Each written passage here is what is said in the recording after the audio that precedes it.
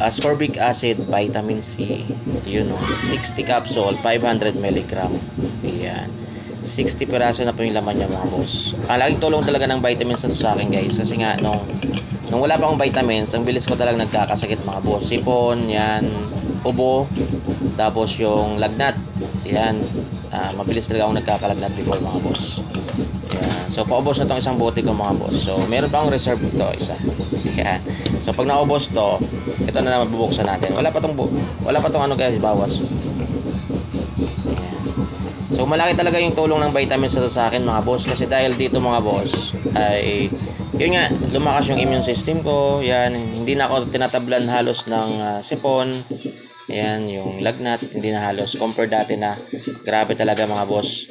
Lalo na sa trabaho ko ngayon mga boss na siyempre nasa labas, prone talaga sa init, ulan, alikabo. Ayan. So, pag mahina talaga yung immune system mo, mabilis ka talaga magkakasakit.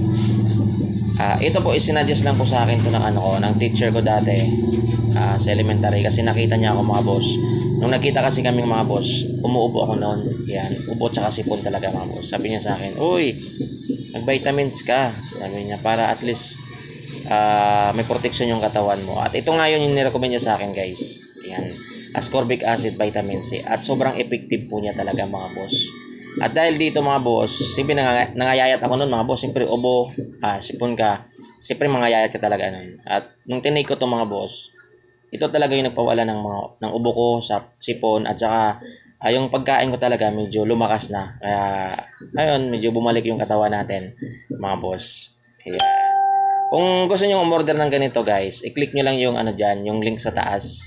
Yan, para direkta kayo sa product na to. Kung gusto nyo orderin nasa inyo po yan.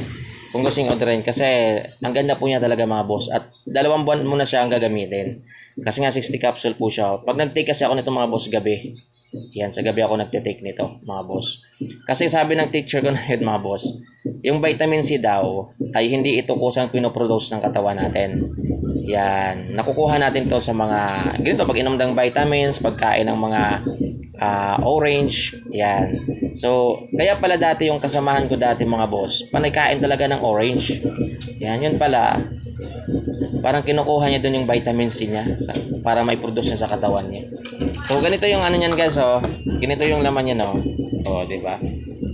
Ayan, sakto lang po yung laki niya. Ganito. Ayan. So, malapit na itong maubos, guys. At meron ulit ako dito. Ayan, hindi pa ito nabuksan. Reserve. Ayan. So, click nyo lang yung dyan, guys. Yung link sa taas. May link naman dyan para direkta kayo sa product na ito kung gusto yung orderin. Di ba?